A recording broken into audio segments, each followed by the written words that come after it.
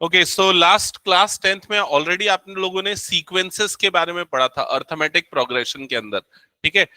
Similar way में geometric progression भी होते हैं, ठीक है। तो ये सारे सीक्वेंसेस के टाइप हैं। अब कुछ सीरीज के भी टाइप देख लेते हैं। सीरीज के इनफैक्ट टाइप नहीं, सिंपल टर्म्स देख लेते हैं। जैसे कि फॉर एग्जांपल अगर मैं एक एक एक्सप्रेशन लिख रहा हूं, nth टर्म लिख रहा हूं, an that is equals to 2n+5। अगर मान लो ये मेरा nth टर्म है किसी सीरीज का, और अगर बोला जाए इस सीरीज का एक्सपांशन लिखो कि क्या होगा, तो इसके एक्सपांशन या इसके नंबर जो टर्म्स आएंगे वो कौन कौन से होंगे। तो सिंपली आपको यहां पर क्या करना है, n के प्लेस पे क्या पुट करोगे, 1। तो आपको क्या मिल जाएगा, फर्स्ट टर्म मतलब कि a1 क्या आएगा, a1 का वैल्यू चेक करके बताओ। n की जगह 1 पुट करोगे तो 2+5 कितना हो जाएगा, 7। n के प्लेस पे 2 पुट करो, a2 इज इक्वल्स टू कितना हो जाएगा, 9। n के प्लेस पे 3 पुट करो, a3 इज इक्वल्स टू कितना हो जाएगा, 3 2 6 प्लस 5 कितना हो जाएगा, 11। तो 7 9 11 रिमेनिंग टर्म्स कौन कौन सी आएंगी। अगली टर्म अगर 4 पुट करूंगा तो कितना हो जाएगा, 4 2 8 प्लस 5 कितना हो जाएगा, 13। And then it will be 15 and so on. क्या ये क्लियर हो गया। तो अगर आपको nth टर्म गिवन है तो आप कोई भी टर्म्स निकाल सकते हो। अब जो आपका फर्स्ट एक्सरसाइज है 8.1, उसमें काफी सिंपल क्वेश्चंस दिए हैं। जैसे कि मैं एक क्वेश्चन रीड कर रहा हूं, ठीक है। क्वेश्चन है राइट फर्स्ट 5 टर्म्स। तो आपको यहां पर क्या करना है, फर्स्ट 5 टर्म्स ये लिखने हैं, right first 5 terms of the sequence. अब इसका फर्स्ट पार्ट है an is equals to n into n+2। Second part है an is equals to n upon n+1। Third part है an is equals to 2 raised to power n। Fourth part है an is equals to 2n-3 upon 6। ठीक है। तो online में जो बच्चे हैं अगर उनको कुछ डाउट होंगे तो चैट पे लिखना, बिकॉज आज यहाँ पर स्पीकर वाला वर्क काम नहीं कर रहा है, ठीक है। तो 4 क्वेश्चंस मैंने सिंपली दे दिए, फर्स्ट 4 टर्म्स लिखने हैं। जल्दी से बताते जाना फर्स्ट केस में टर्म्स कौन कौन से होंगे। फर्स्ट में क्या क्या होंगे बताओ। n की जगह पे 1 डालोगे तो कितना आएगा, 3। 2 डालोगे तो 2 + 2 4, 4 2 सा कितना हो जाएगा, 8। नेक्स्ट टर्म क्या आ जाएगी, 3 डालने पे 3 + 2 5, 5 3 सा कितना हो जाएगा, 15 एंड सो ऑन, ठीक है। नेक्स्ट टर्म क्या आएगी वैसे बताओ। 4 पुट करने पे 4 + 2 6, 6 4 सा कितना हो जाएगा, 24। क्या कर रहा है, क्या ये क्लियर हो गया सबको। तो इस तरीके से आपकी टर्म्स बनेगी। सेकंड का बताओ आंसर क्या आएगा। n के प्लेस पे 1 डालोगे, फर्स्ट टर्म क्या मिलेगी, 1/2। n के प्लेस पे 2 डालोगे, सेकंड टर्म क्या मिलेगी, 2/3। n के प्लेस पे 3 डालोगे, 3/4। n के प्लेस पे 4 डालोगे, 4/5 एंड सो ऑन। क्या ये क्लियर हो गया सबको। फिर उसके बाद नेक्स्ट थर्ड केस में आंसर क्या होगा बताओ। फर्स्ट टर्म क्या होगी, 2^1। सेकेंड टर्म क्या होगी, 2^2। थर्ड टर्म क्या होगी, 2^3। ऐसा करते हुए 2 जितना भी टर्म्स है। फोर्थ वाले में बताओ क्या होगा आंसर इसका।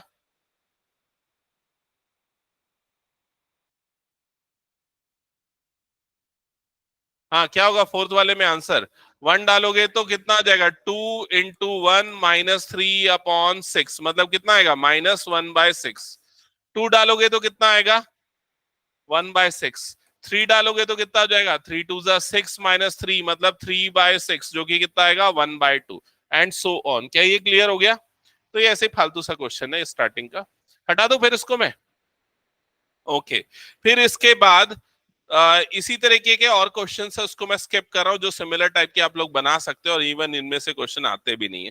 सीधे मैं क्वेश्चन नंबर 11 पे आता हूं, जिसमें हालांकि क्वेश्चन तो ये भी नहीं आएगा, फिर भी एक बार देख लेते हैं क्या लिखा हुआ है इस क्वेश्चन में। a1 is equal to 3। a1 का मतलब क्या है, फर्स्ट टर्म इस सीक्वेंस का क्या है, 3। an मतलब इसका nth टर्म क्या दिया हुआ है, ये है 3 × an-1 + 2, ये उसका nth टर्म है। और फिर कॉमा करके क्वेश्चन में लिखा है n ग्रेटर देन 1 के लिए। मतलब ये nth टर्म कब डिफाइन है, जब n ग्रेटर देन क्या होगा, 1 होगा। अब क्वेश्चन में बोल रहा है फाइंड फर्स्ट 5 टर्म्स, इसके पहले 5 टर्म्स निकाल के सीरीज लिखो क्या होगी। तो पहले 5 टर्म के लिए पहला टर्म तो आपको ऑलरेडी दिया हुआ था, दूसरा टर्म निकालने के लिए n की जगह पे क्या पुट करोगे, 2 पुट कर दोगे, यहां पर n की जगह पे 2 पुट करोगे तो ये क्या हो जाएगा, a2। समझ में आया? राइट साइड में क्या होगा बोलो देख के, 3 इंटू a2 - 1 + 2, ऐसे ही होगा। ये 2 - 1 ना इसके सबस्क्रिप्ट में है, समझ रहे हो ना। तो a2 इज इक्वल्स टू कितना हो जाएगा, ये 3a1 प्लस कितना हो जाएगा 2। तो a2 is equal to 3, a1 की वैल्यू देखो कितनी है 3, 3 इंटू 3 + 2, समझ में आया ये चीज। तो a2 इज इक्वल टू कितना हो जाएगा, 3 3 9 + 2, मतलब a2 सेकेंड टर्म इसकी कितनी हो जाएगी 11। समझ गए? तो पहली टर्म 3 थी, सेकेंड टर्म आ गई 11, थर्ड टर्म तुम लोग निकाल के बताओ क्या आएगी जल्दी से। थर्ड टर्म क्या आएगी?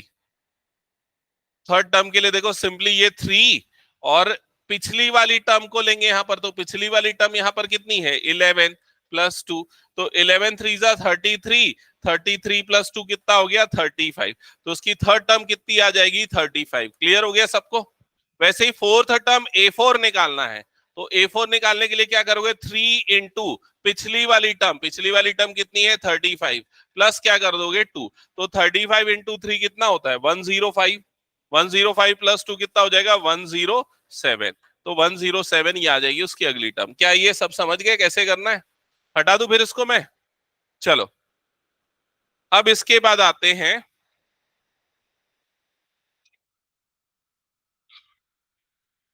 एक और क्वेश्चन, मैं लास्ट क्वेश्चन देता हूं, फिर उसके बाद मैं सीधे सीधे स्टार्ट करूंगा जीपी। एपी हटा दिया गया नए सिलेबस से, एपी हटा दिया शायद नए सिलेबस से, है क्या? न्यू एडिशन में है? नहीं है ना? न्यू एडिशन में एपी है ही नहीं, जीपी से स्टार्ट किया सीधा। ओके चलो ठीक है। अब मैं एक सिंपल क्वेश्चन दे रहा हूं, देखो इधर पे क्या लिखा हुआ है, 1 is equals to a1 is equals to a2 and an is equals to an-1 plus an-2 for n greater than 2, for n greater than 2 find an plus 1 upon an for n is equals to 1 2 3 4 5। ये है question. तो आपको यहां पर क्या क्या चीजें given है, आपको ये गिवन है, आपको ये गिवन है, और आपको ये फाइंड आउट करना है for these values of N. चलो सॉल्व करो जल्दी। क्या हुआ सार्थक, नींद आ रही है?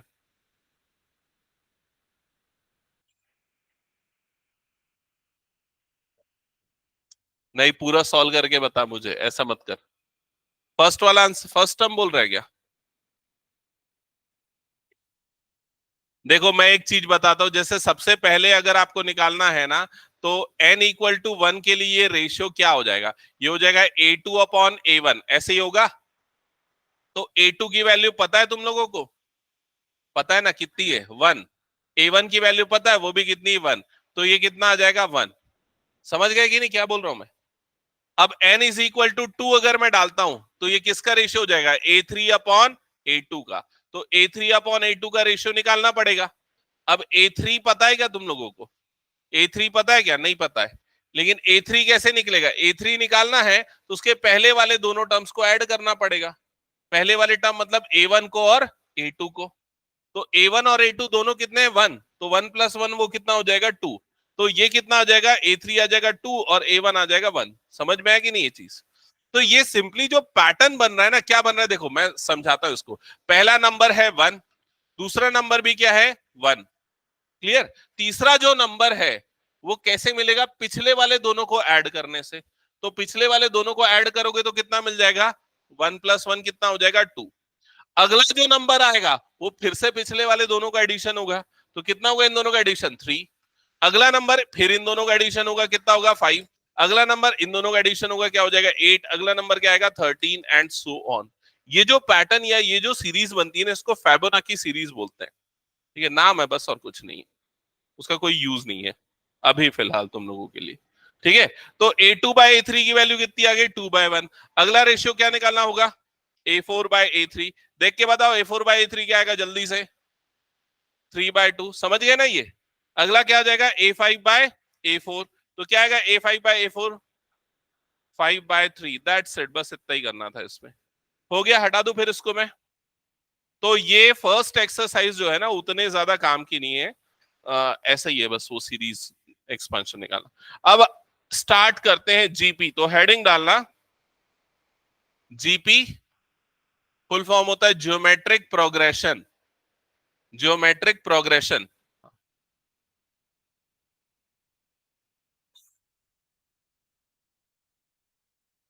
लिख लिया। तो एक एग्जांपल लेता हूं मैं यहां पर, 2, 4, 6, 8, 10। क्या है ये, 2, 4, 6, क्या है ये है एपी, ठीक है। एपी कैसे पता करते, ये एपी है, कॉमन डिफरेंस हम चेक करते, इन दोनों का डिफरेंस कितना है, 2। इन दोनों का डिफरेंस कितना है, 2। इन दोनों का भी डिफरेंस क्या है, 2। ठीक है, +2 ऐड करने से हमें आगे आने वाली टर्म्स जो है वो मिलते जाती है। अब जीपी में क्या होता है, जैसे आ गया 2, ये आ गया 4, ये क्या आ जाएगा 8, ये क्या आ जाएगा 16, ये हो जाएगा 32, ये हो जाएगा 64। तो हमें आगे आने वाली टर्म्स कैसे मिल रही है, एक फिक्स्ड नंबर मल्टीप्लाई करने से। हम इसमें क्या मल्टीप्लाई कर रहे हैं, 2, तो मुझे मिल रहा है अगला टर्म। इसमें फिर 2 मल्टीप्लाई करूंगा तो क्या मिलेगा, अगला टर्म। इसमें फिर 2 मल्टीप्लाई करूंगा तो मिलेगा अगला टर्म। समझ में आया।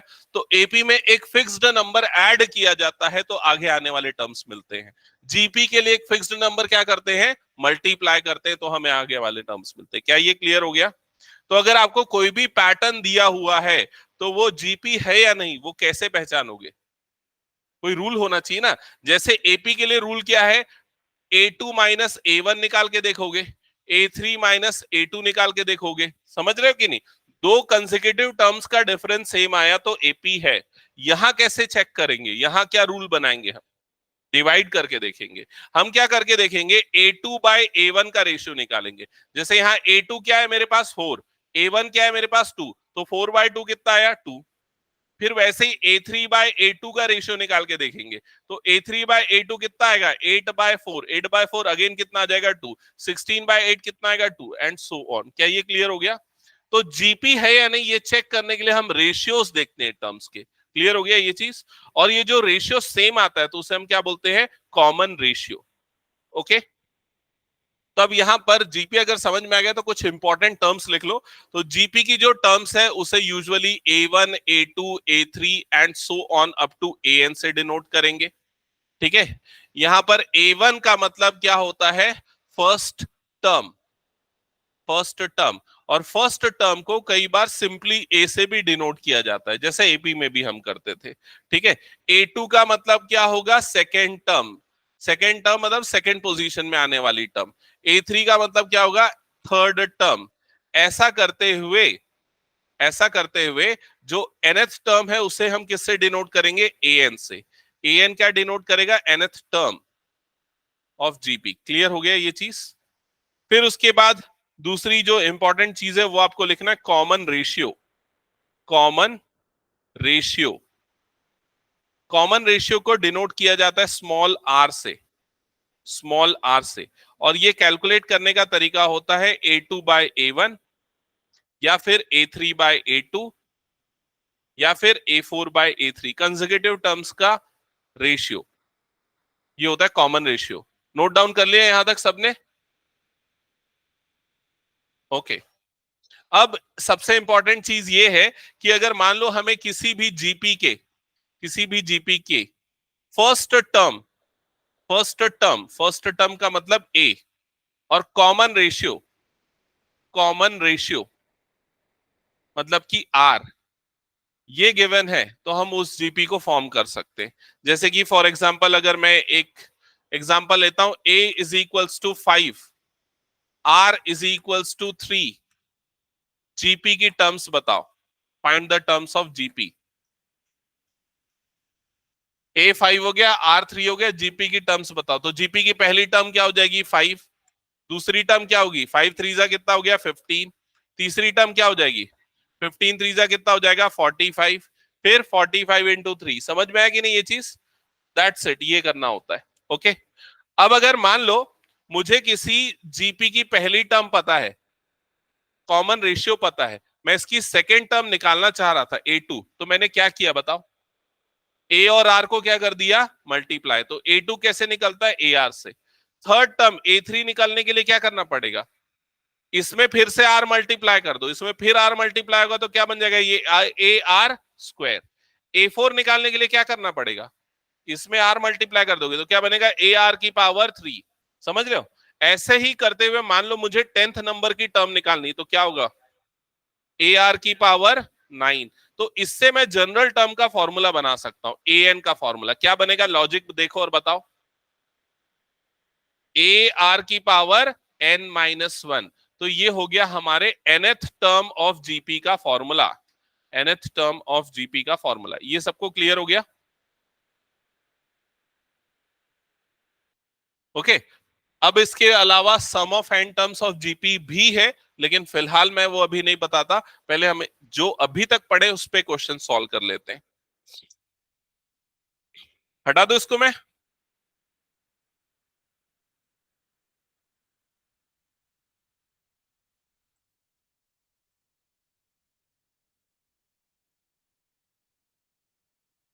हटा दो ना। चलो स्टार्ट करते हैं अब हम सेकेंड एक्सरसाइज। तो जल्दी से क्वेश्चन नंबर 1, इंपॉर्टेंट चीजें नोट डाउन करो। तो सबसे पहली इंपॉर्टेंट चीज है फाइंड 20th टर्म। तो क्या फाइंड आउट करना है? क्या फाइंड आउट करना है? 20th term. 20th टर्म को किससे डिनोट करेंगे? A20। तो अपनी नोटबुक में बस ऐसा लिखो A20, बाकी समझ जाना। Find A20। A20 is equal to question mark. फिर आगे लिखो and nth term. And nth term, और क्या फाइंड आउट करना है? nth टर्म मतलब an, ये भी क्वेश्चन मार्क है। ठीक है, ऑफ द जीपी। और आपको जीपी गिवन है, मतलब आपको वो ज्योमेट्रिक प्रोग्रेशन गिवन है। और जीपी की टर्म्स यहां पर है 5/2, 5/4, 5/8 एंड सो ऑन। ठीक है, नोट कर लिया सबने यहां तक? तो अगर कभी भी कोई जीपी हमें गिवन होता है तो उससे हम क्या क्या चीजें निकाल सकते हैं? सबसे पहले हम निकाल सकते हैं ए, मतलब कि फर्स्ट टर्म। तो फर्स्ट टर्म यहां पर कितनी हो गई? 5/2। फिर दूसरा हम निकाल सकते हैं आर। तो कैसे निकाल सकते हैं आर, जल्दी बताओ? A2/A1 डिवाइड करके। तो यहां पर A2/A1 करो। A2 की जगह पे कितना आ जाएगा यहां पर? 5/4 डिवाइडेड बाय A1 करो, डिवाइडेड बाय क्या आ जाएगा? 5/2। क्या ये क्लियर? कितना आएगा आर? 1/2। तो सिंप्लीफाई करोगे तो आर की वैल्यू कितनी आ जाएगी? 1/2। तो ए गिवन था, आर हमने निकाल लिया 1/2। अब आपको इस क्वेश्चन की कौन सी टर्म निकालनी है? 20th term A20। अभी शॉर्टकट मैंने बताया, ए आर की पावर क्या हो जाएगा? ये 19। क्या ये क्लियर हो गया सबको? अब ए की जगह पे क्या पुट करना है? 5/2। आर की जगह पे क्या पुट करना है? 1/2। और पूरे की पावर क्या आ गया यहाँ पर? 19। अब इसके बाद ये हो जाएगा 5/, अच्छा देखो 5/2 इंटू 1/2 की पावर कितना हो गया? ये 19। और 5/2 की पावर कितना हो जाएगा? 20। क्या ये क्लियर हो गया? नहीं आया समझ में तेरे को? सौभाग्य, 1 की पावर 19 1 ही होता है, नीचे में 2 की पावर 19, 2 की पावर 19, 2 की पावर 1 ऐड होके 2 की पावर 20 हो गया। समझ गया? हटा दूं फिर इस क्वेश्चन को मैं? अच्छा एक और चीज पूछा था, nth टर्म। तुम ही लोग बता दो क्या होगा? an। ये अभी मैंने ये बताया ना, ये तुम लोग बताओ जल्दी। क्या है फॉर्मूला? ए आर की पावर n-1। अप्लाई करो फॉर्मूला। 5/2 आर की जगह पे क्या आएगा? 1/2 की पावर n-1। सिंप्लीफाई करके बताओ क्या होगा? 5/2 की पावर क्या हो जाएगा? n हो जाएगा। समझ में आया कैसे? अरे 1 की पावर n-1 करेगा तो क्या 1 ही रहेगा? नीचे में क्या आ जाएगा? 2 की पावर n-1। 2 की पावर ऐड होगी तो इस पे पावर 1 है, इस पे पावर n-1 है, तो क्या बचेगा? n। समझ में आयुष?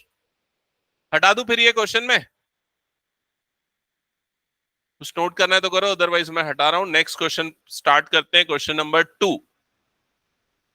सो क्वेश्चन नंबर 2, जो इंपॉर्टेंट चीजें नोट डाउन करना और स्टार्ट करना। Find 12th term. तो शॉर्ट में लिखो A12 is equal to question mark. Find 12th term of GP whose 8th term is 192. 8th term is 192. 8th term is 192. मतलब A8 is equals to 192. समझ में आ गया सबको ये? फिर क्या लिखा हुआ है? And common ratio is 2। And common ratio is 2। तो क्या लिखूंगा यहां पर?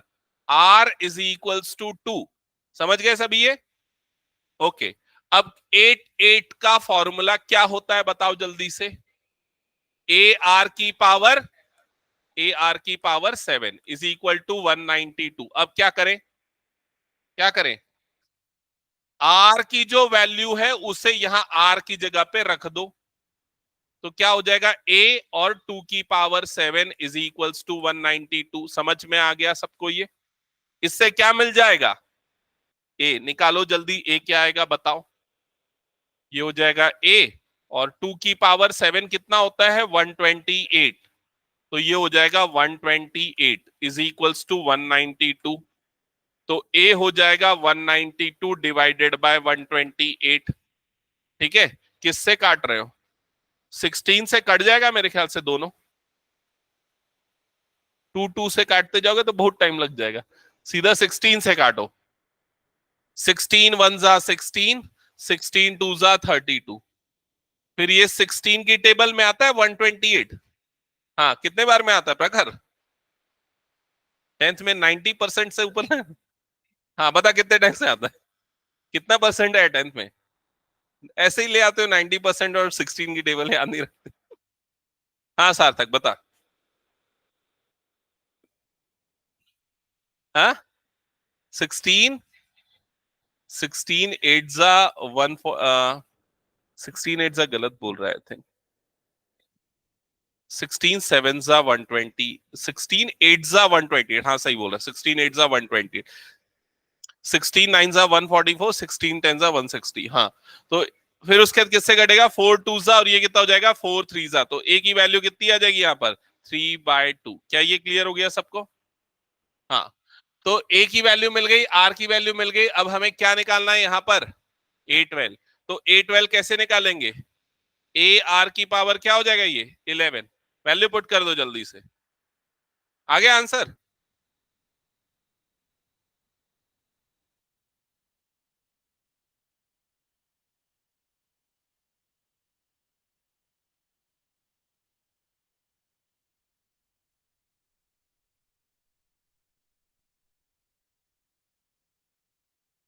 थ्री इंटू टू की पावर 10 आ रहा है क्या? 2 की पावर 10 कितना होता है? 1024। क्या? अरे नहीं भाई, पहले ये पावर 11 है ना, तो पावर 11 और नीचे के 2 की पावर 1 है, तो नीचे से एक 2 कटा, ऊपर से एक 2 कटा, तो 2 की पावर 10 हुआ। समझा कि नहीं क्या हुआ? अब 2 की पावर 10 पहले कैलकुलेट करेगा, फिर मल्टीप्लाई करेगा। ओके? तो 2 की पावर 10 होता है 1024। तो 1024 इंटू 3 करना पड़ेगा। तो आई थिंक ये आएगा 3072। 3072 आएगा क्या? चेक करो तो एक बार। वही आ रहा है ना? 3072 ये फाइनल आंसर। हटा दो क्या फिर इस क्वेश्चन को मैं? बन गया सार्थक? Next question. The fifth, eighth and 11th term of GP are P, Q and S। मैं पूरा लाइन बोल रहा हूं, दोबारा से सुनो और क्या लिखना है समझो। The fifth, eighth and 11th term of GP are P, Q and S। तो मैंने कौन कौन से टर्म बोले? फिफ्थ टर्म मतलब A5, एट्थ टर्म मतलब A8 और 11th टर्म मतलब A11। ये टर्म कौन कौन से हैं? P, Q और S। तो फिफ्थ टर्म P है, एट्थ टर्म Q है और 11th टर्म S है। ऐसा इस क्वेश्चन में लिखा है अभी तक। समझ में आ गया सबको? आगे पूछ रहा है शो दैट क्या प्रूफ करना है? Q square is equals to P S. That's it, बस इतना ही शो करना है। क्लियर है यहां तक सबको? हाँ, कैसे करेंगे प्रूफ बताओ। तो सबसे पहले जो हमें p की वैल्यू गिवन है a5, उसे हम थोड़ा सिंप्लीफाई करके लिख देंगे। कैसे लिखेंगे? ar⁴ ये लिख देंगे। वैसे ही q की वैल्यू हमें क्या गिवन है? a8। तो a8 मतलब q की वैल्यू क्या हो जाएगी? ar⁴ 7। और s की जो वैल्यू है वो है a11। तो a11 क्या हो जाएगा बताओ? ar⁴ 10। क्या यहां तक सभी को क्लियर हो गया?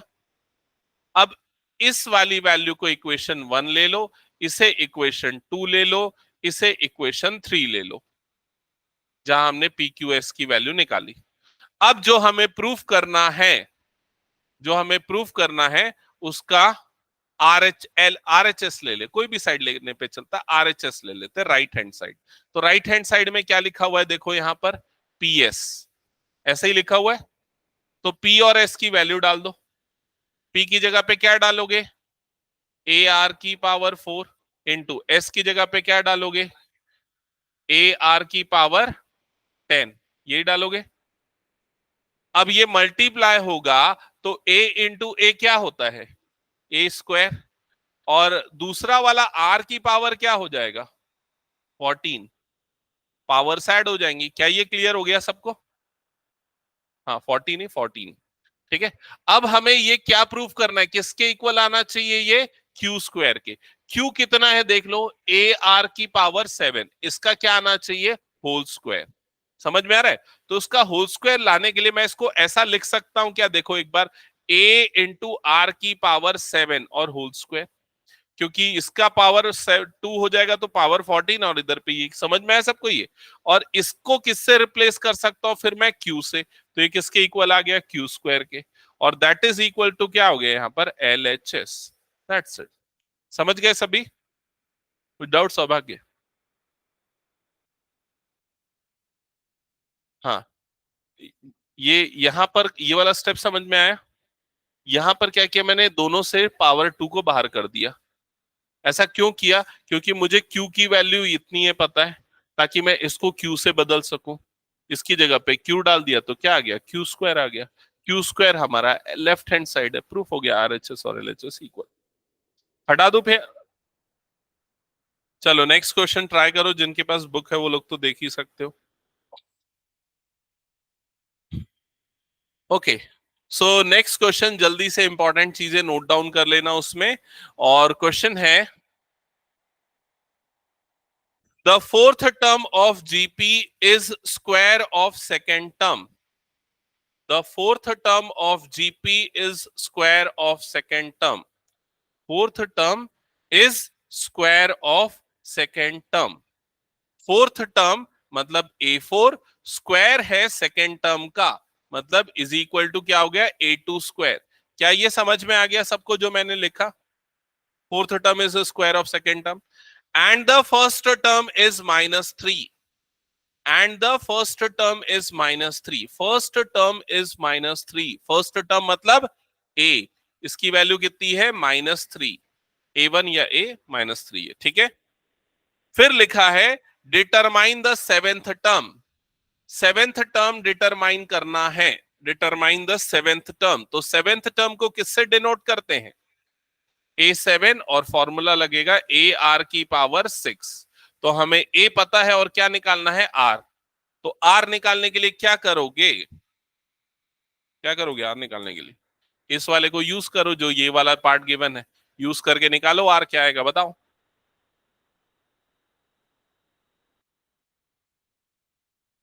नहीं है समझ में सौभाग्य? हाँ बता क्या कर रहा है?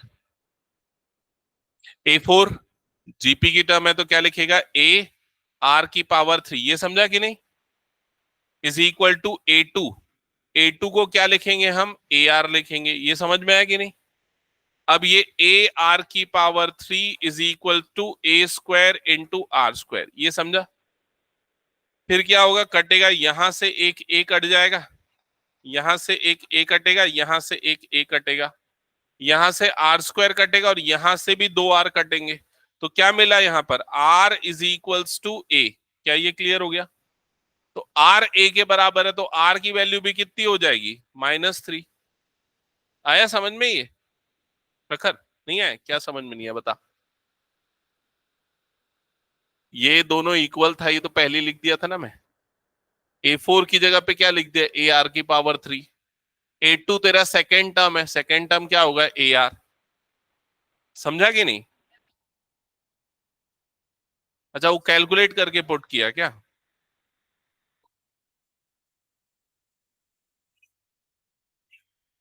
हाँ, तो वो तो लिखा ही है ना। ओके। अच्छा, वो पुट नहीं किया था, अभी क्लियर ना? आ गया ए और आर दोनों। अब फाइनली जो कैलकुलेट करना है वो कर लो। फाइनली आपको ये कैलकुलेट करना है ना, A7। तो A7 क्या होगा, AR⁻6। तो ये कैसा होता है ये board? A7 is equals to, A की जगह पे क्या आ जाएगा, -3। आर की जगह पे भी आ जाएगा -3⁻6। ये क्लियर? तो ये कितना बन जाएगा, -3⁻7 बन जाएगा। हो गया ना सबका ये? हटा दूं क्या ये क्वेश्चन, फिर एक बार बताना।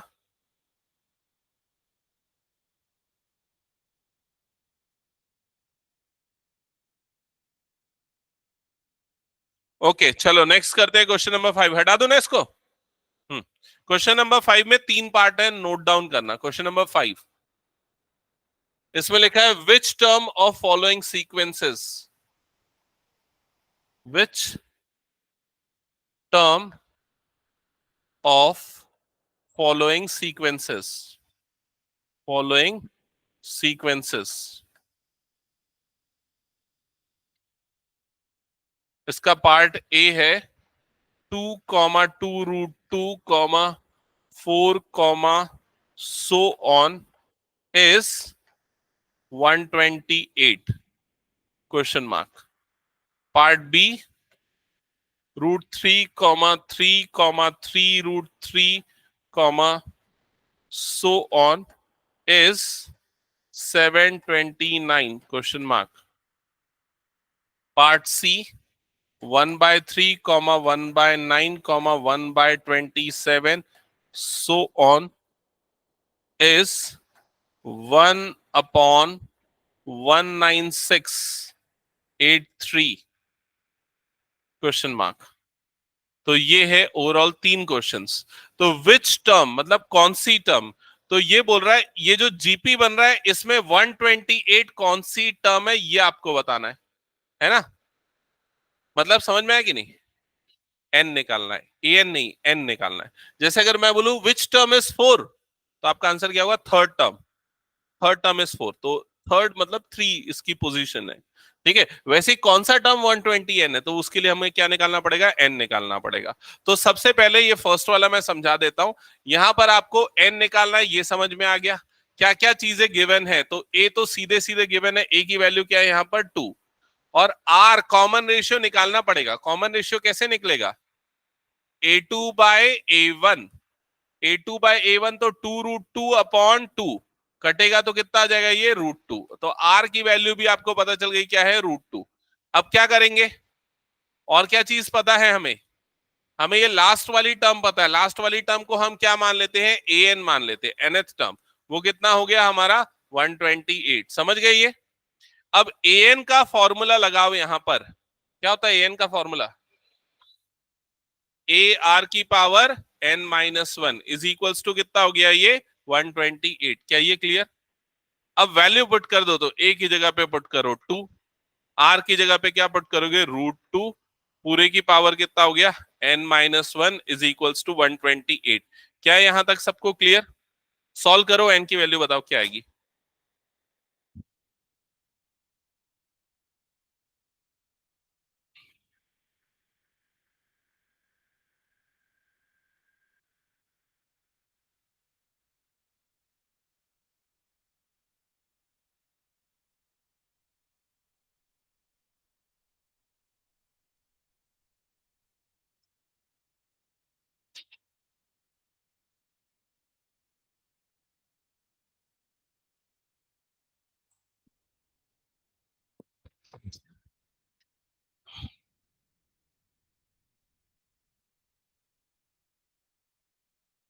आगे बनेगा या बताऊं मैं?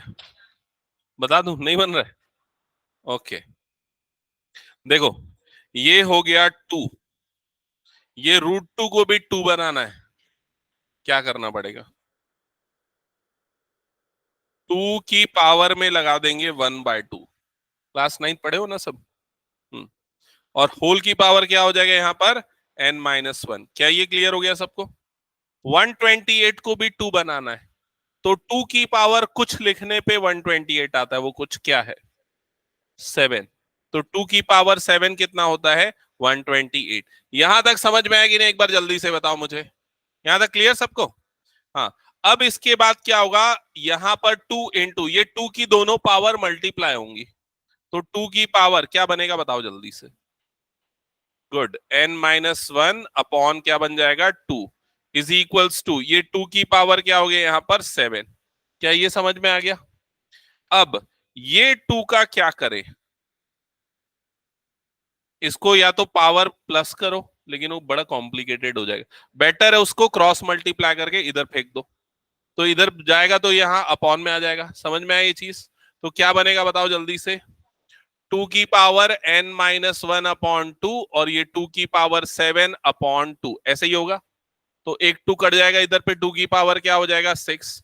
इधर टू की पावर क्या हो जाएगा? n-1 upon to. समझ में आया कि नहीं? फिर उसके बाद क्लास 9th में ना, तुम लोग लॉज ऑफ एक्सपोनेंट में ये पढ़ते थे कि अगर a की पावर m और a की पावर n दोनों सेम है, तो पावर आपस में क्या हो जाते थे? Equal. m is equal to क्या हो जाएगा? n। तो बस वही चीज करो, n-1 upon two is equal to कितना हो जाएगा? 6। समझ में आया? क्या कर रहा है तू? ठीक है, इसको क्रॉस मल्टीप्लाई करो तो n-1 इज इक्वल टू कितना हो जाएगा? 12। तो n की वैल्यू कितनी आ जाएगी? 13। ठीक है, हो गया? कंप्लीट करो जल्दी।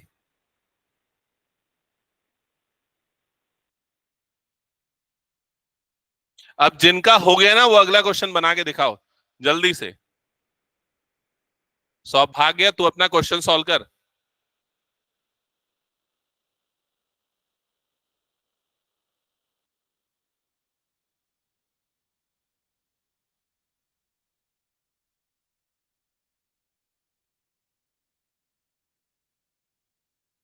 ऑनलाइन वाले बच्चे अगर कुछ डाउट है तो चैट में लिखना, क्योंकि आप लोग वॉइस अनम्यूट करके बोलोगे तो मुझे सुनाई नहीं देगा, यहाँ स्पीकर कनेक्टेड नहीं है।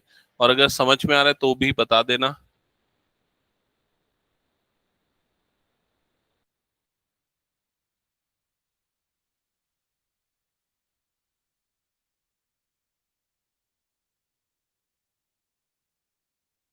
हाँ, पहला वाला नंबर √3, फिर 3 √3, बस वैसे ही जैसा पिछला क्वेश्चन हमने किया ना, उसी टाइप का।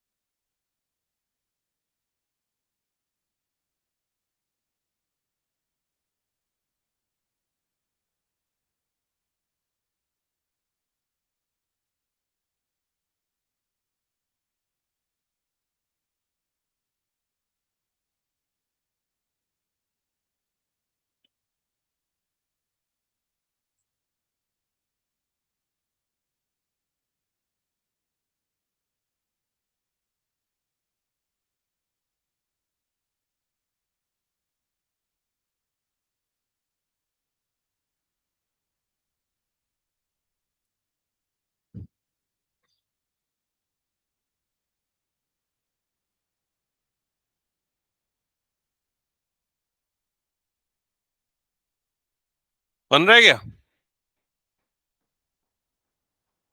नहीं बन रहा?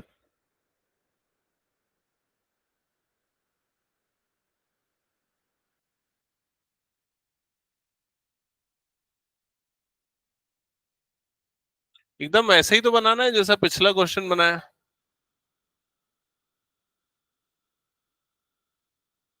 देखो इधर पे ध्यान दो, सबसे पहले ए की वैल्यू कितनी लेना है, √3। आर की वैल्यू कितनी आएगी, तो 3/√3। A2/A1 करोगे तो ये भी कितना आ जाएगा, √3। ए और आर सही आया।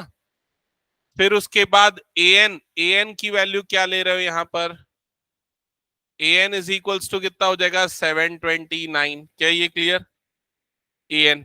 तो an का फॉर्मूला क्या होता है, AR की power n-1 is equal to कितना हो गया, 729। यहां तक ओके।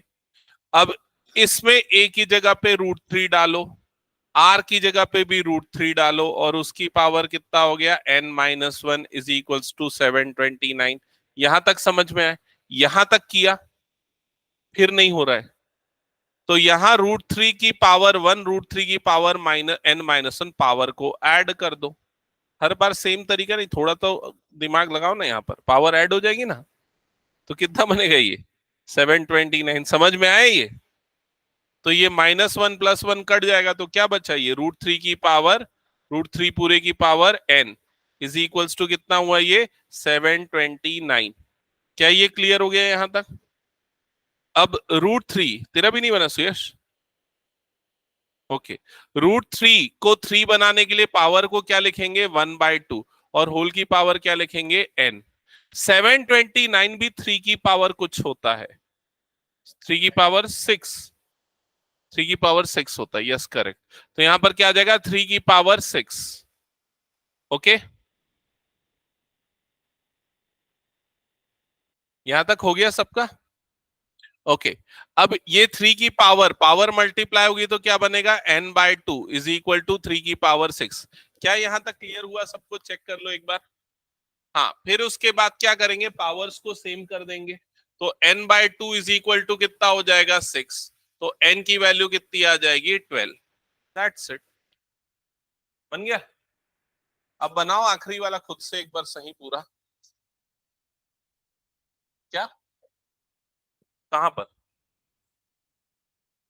ये वाले क्वेश्चन में क्या लिखा है, नहीं समझ में आ रहा, 19683।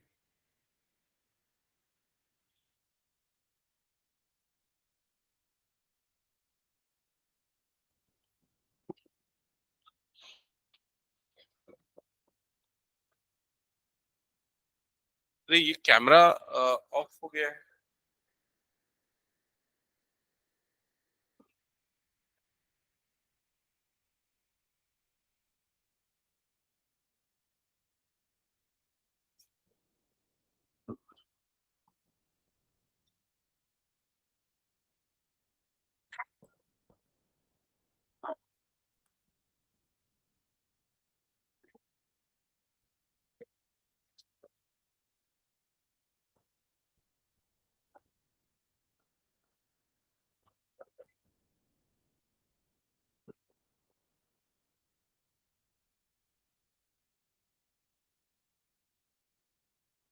ये कहाँ है, आज वो लड़का नहीं है।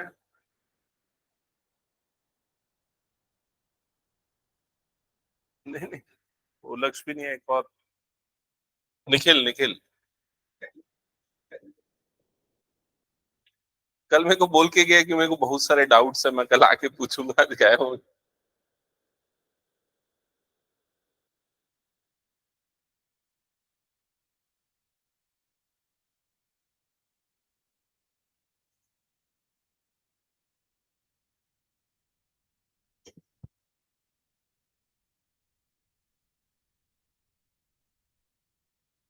क्या हुआ, नहीं बन रहा है ये वाला भी क्वेश्चन, 8, ओके। 729 ना, 8 आएगा कि 7 आएगा क्या, ये, अच्छा ये एक बार चेक करते, 3 की पावर चेक करते। 3 की पावर 3 कितना होता है, 27। 3 की पावर 4 कितना होता है, 81। 3 की पावर 5 कितना होता है, 243, है ना। 3 की पावर 6 कितना होता है, 729। 3 की पावर 7 कितना होता है, इंटू 3 और कर दो, 3 9 27 का 7, ये आ जाएगा 2, 3 2 6, 6 + 2 8, 3 7 21, 2 1 3, फिर 3 से मल्टीप्लाई कर दोगे तो 3 7, ये कुछ गलत लिखा क्या मैंने?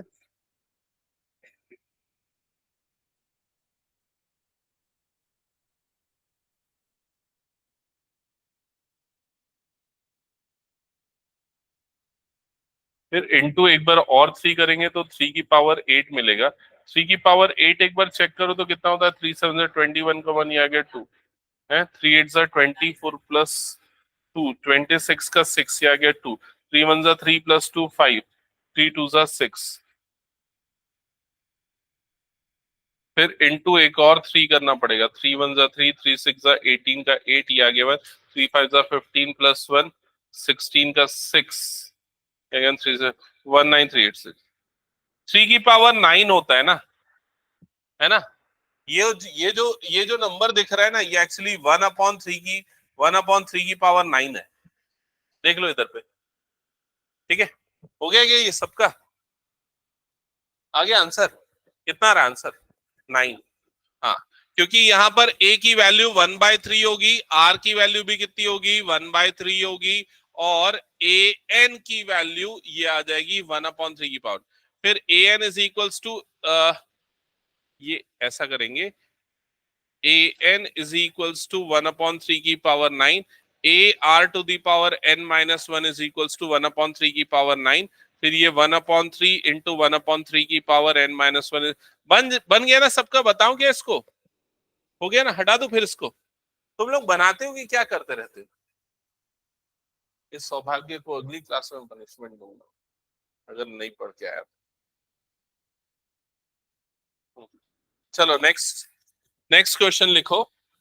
Find the values of x, find the values of x, x is equals to question mark.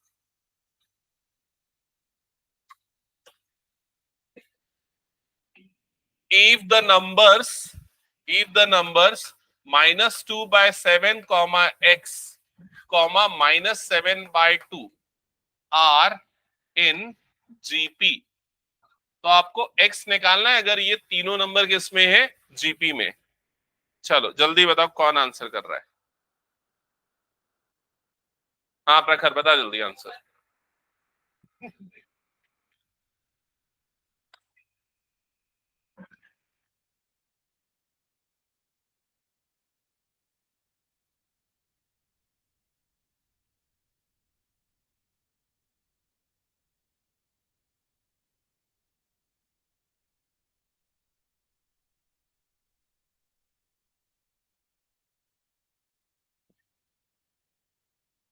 आ गया आंसर?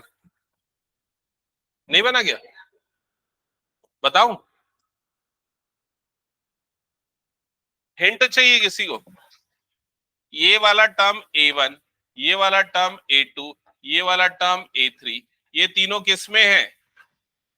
जीपी में। तो जीपी में है तो A2/A1 is equals to A3/A2। क्या ये समझ में आया सबको? फिर क्या करोगे?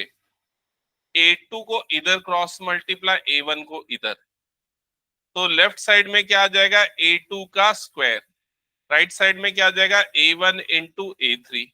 ये कैसा बोर्ड है यार, ये ठीक से काम ही नहीं करता है। यहां तक हो गया सबको? अब वैल्यू पुट कर दो, तो A2 की जगह पे क्या रखेंगे? x, तो ये क्या हो जाएगा? x²।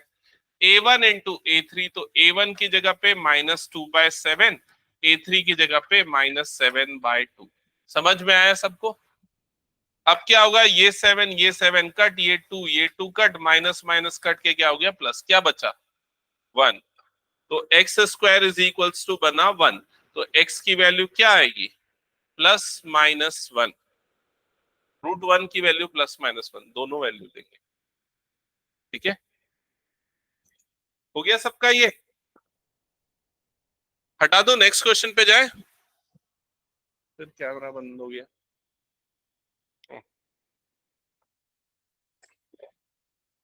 फिर बंद हो गया वो। ये वाले रूम में ना थोड़ा डिस्टरबेंस है यार।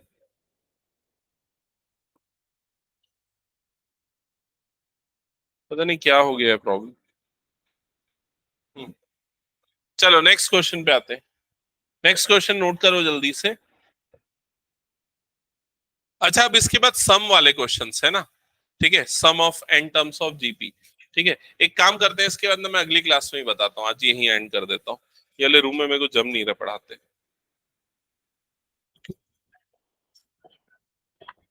डाउट्स है, कुछ पूछना है तो पूछ लो।